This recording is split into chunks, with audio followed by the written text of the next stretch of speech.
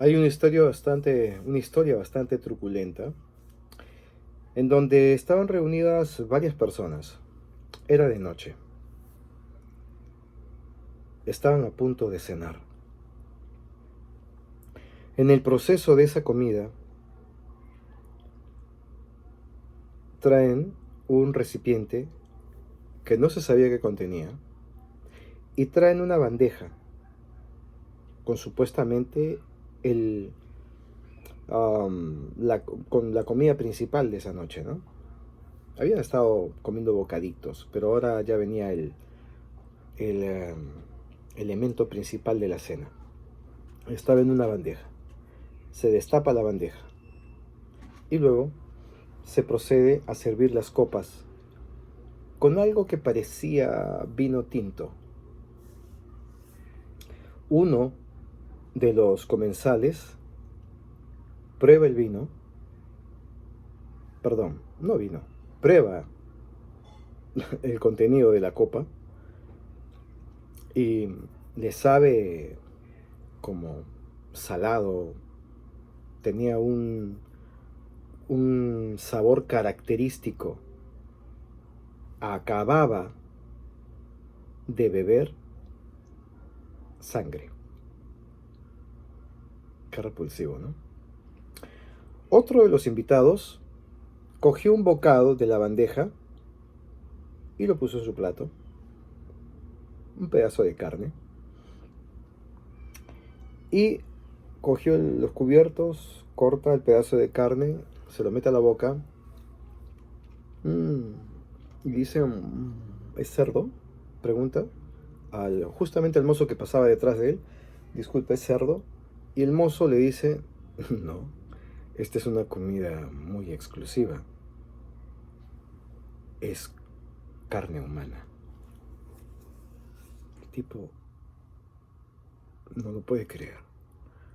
Acababa de saborear carne humana, que a decir verdad, según cuenta él, sabía muy rica y tenía un sabor como a cerdo, pero no era cerdo. El invitado principal de esa reunión nocturna se llamaba Jesús. Jesús les había dado de comer sangre y carne. Claro, yo sé que muchos se van a crispar, ¿no?, con esto que acabo de decir. Pero un momentito, ¿cómo le sonó la historia mientras la iba narrando? ¿Le sonó asquerosa? ¿Le sonó a algo satánico? Pero el invitado es Jesucristo y él dijo, beban de esta sangre, o beban de este vino que es mi sangre. Y coman de esto que les estoy dando, que es mi cuerpo. Que claro, mi sangre que será derramada por ustedes, mi cuerpo que será entregado por el perdón de sus pecados, ya sé, ya lo sabemos todos. Pero ¿realmente eso sucedió en la última cena? ¿Se hizo un ritual, perdónenme la palabra, satánico? Porque espiritual no lo sentí, ¿eh? ¿Ustedes lo sintieron espiritual ahorita que se los narré de esa forma? No, no, les pareció incluso asqueroso, repulsivo. Ok, pero si es Jesús, la historia cambia. O sea, lo satánico, porque así nos lo parece, se convierte en divino cuando metemos dentro de la ecuación a Jesús. ¿Mm? Para nada. Entonces, cuando dicen, te cubro con la sangre de Cristo, ¿es una expresión válida? ¿Es correcto acaso entonces? Analizándolo desde ese punto de vista, no.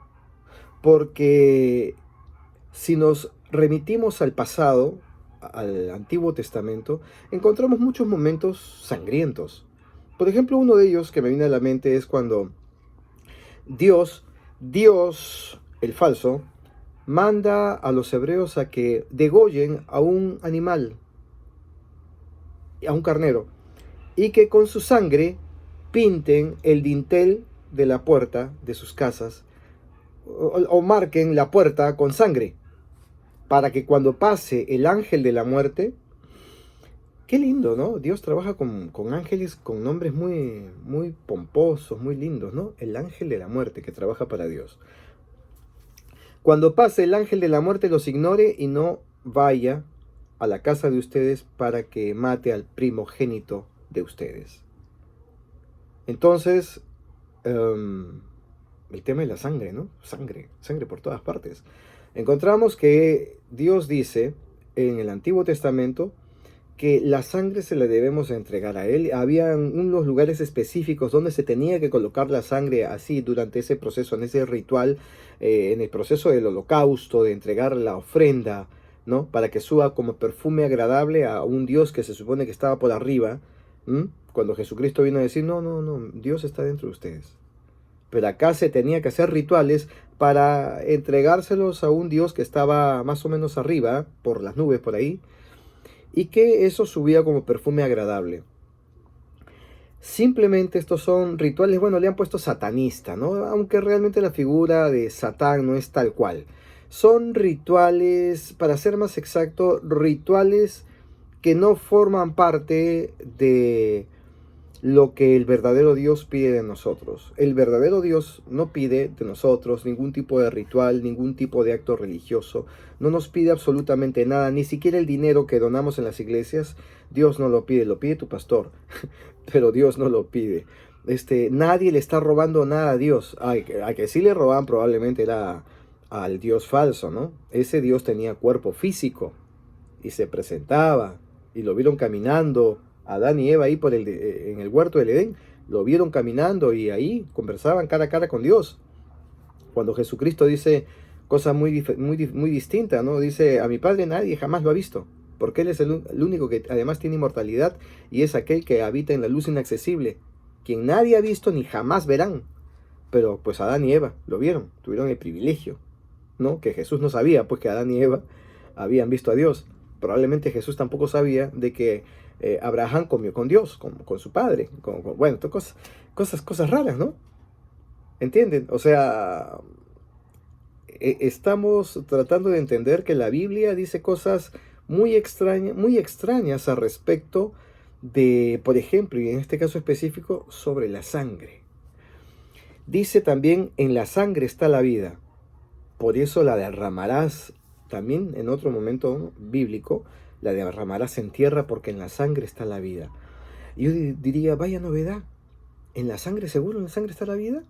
La gente de aquel entonces mataba a alguien, lo acuchillaban y veían que cuando botaba mucha sangre, ya sea del cuello, de los brazos, del vientre, donde lo hayan acuchillado, se moría. La gente sabía que cuando las personas heridas perdían sangre, se morían.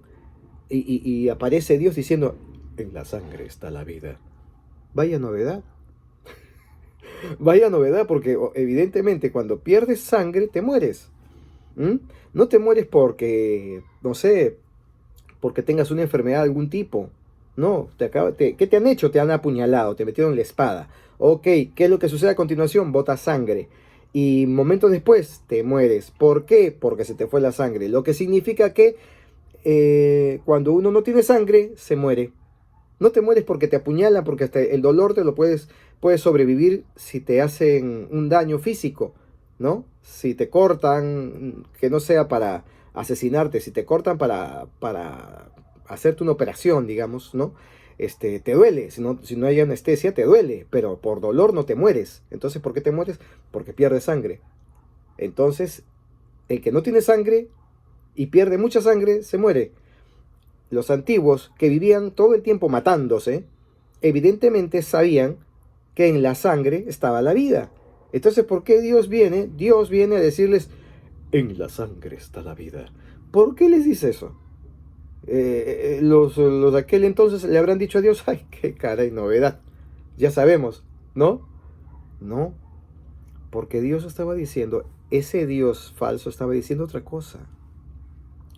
La vida sí, en la sangre está la vida, sí, pero ¿la vida de quién? ¿O la vida para quién? Evidentemente no era la vida de la persona que estaba eliminando la sangre, era la vida de otro ser.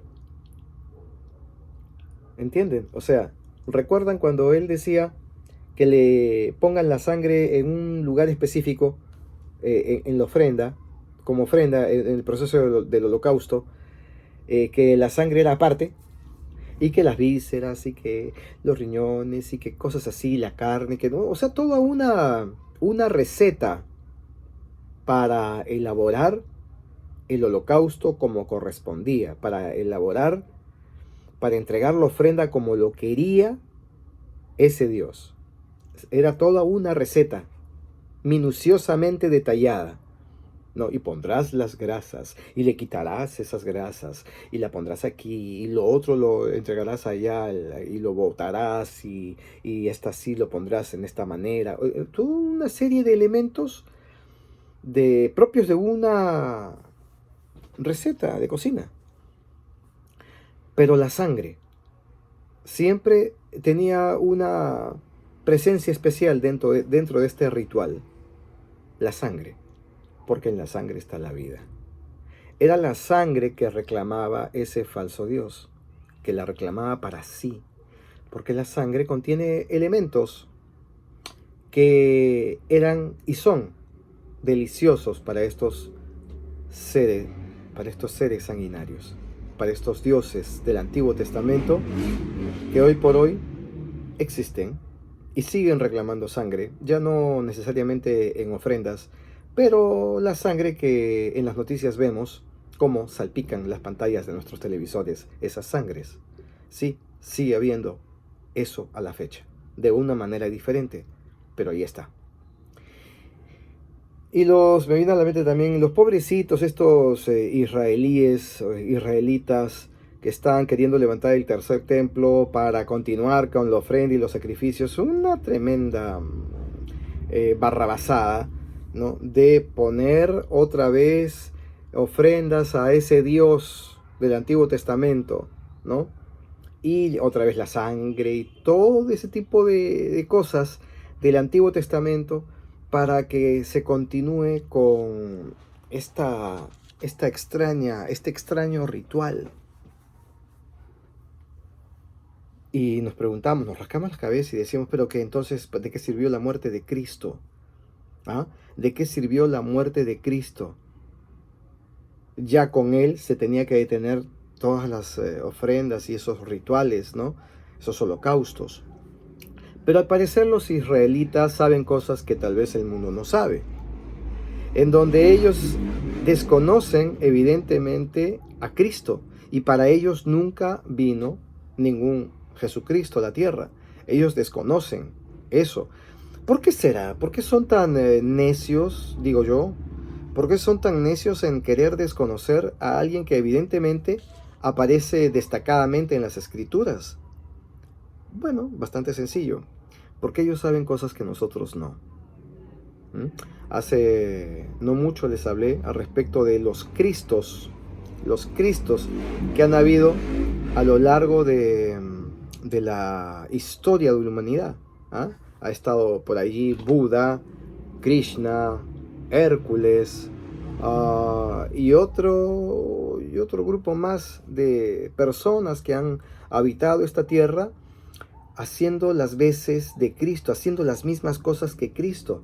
Y perdónenme el sonido de esa moto que hace un ruidajo bastante desesperante, pero como lo he dicho en otras ocasiones, debemos entender que estamos en Tijuana, tierra salvaje, que me ha tocado pues visitar y que tengo que estar acá. Bueno, es una expresión divertida decir tierra salvaje, porque sí, no es como otros países, tal vez como Japón, ¿no? Donde se respeta, ¿no? Se respeta la tranquilidad, se mantiene el silencio, ¿no? Acá no, acá hacen ruido y todo. Y bueno, yo ya me adapté a estos sonidos salvajes que escucho. Entonces, como decía, resulta que han habido muchos Jesucristos, o en todo caso muchos Cristos o muchos salvadores a lo largo de la historia. ¿Será que los israelitas lo tienen bien presente? ¿Que conocen de esto? Razón por la cual están preparando el tercer templo. Bueno, cuando surja la ocasión de volver a armar el tercer templo, y están con toda la idea de continuar con los ritos satánicos, estos sacrificios. Sí, o sea, hay cosas raras, cosas extrañas que no entendemos, pero que repito y reitero, el Dios falso solicita. Ese Dios falso es el que está auspiciando a los israelitas para que mantengan latente el deseo y la idea de volver a levantar el templo para continuar con los sacrificios. Con eso podemos evidenciar que el que está con ellos es el Dios falso. Por lo mismo, Israel, que es una nación muy respetable como cualquier otra nación en el planeta, pero Israel no tiene el apoyo del Dios verdadero. Israel trabaja para el Dios falso. Hay mucha gente que tienen sobreestimados a los israelitas, y yo considero y creo de que es una exageración y un error, un craso error sobreestimar a los israelitas. Ellos son tan humanos como nosotros, son tan iguales como cualquiera en este planeta, son seres humanos, hermanos nuestros, y ya, no hay más. No son seres especiales, no son el pueblo escogido de Dios, ni nada por el estilo. Ellos son el pueblo escogido del falso Dios, o sea, de un ser que no es de este planeta, de un ser de otra esfera del universo, que los tiene como sus chiqueados, sus engreídos, sus muchachos preferidos, ¿no? Pero no son pueblo del verdadero Dios. El verdadero Dios, ya lo dije antes, no tiene un pueblo, tiene un mundo lleno de personas, con cerca de 8.000 millones de personas. Dios no tiene un pueblo, Dios tiene un mundo, ¿ok? Dios no hace acepción de personas, el verdadero. No diferencia a sus hijos, no, a este lo quiero más, a este lo quiero un poco menos, pero está haciendo el esfuerzo. A este casi no lo quiero. A este, bueno, la verdad lo odio. Dios no es así. Dios ama a todos por igual, entonces no tiene, evidentemente, nada más por eso, no tiene ningún pueblo escogido. Nada más por ese detallito. Ningún pueblo escogido. ¿Entienden? Por eso mismo les digo, el tema de la sangre, y hablar constantemente de sangre, y esta es mi sangre que será entregada por ustedes, y mi carne que será, que no sé qué, por el perdón de los pecados, pecados que no existen, porque la figura del pecado también es un tema inventado por los clérigos católicos que redactaron la Biblia con ese elemento pecado, allá por el año 300 después de la muerte de Cristo, ¿no? En la época del emperador Constantino, emperador romano. Entonces, se inventaron muchas cosas, pues. Entonces, que digan que será entregado para el perdón de vuestros pecados, mentira, pero mentiras, tremenda mentira.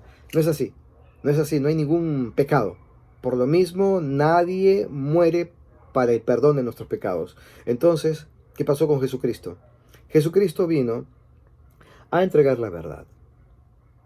¿Qué verdad? Esta misma verdad que ahora les comparto, que el tiempo hizo que se borrara y los escribas se encargaron de ese trabajo sucio, de hacer que se borre todo el mensaje.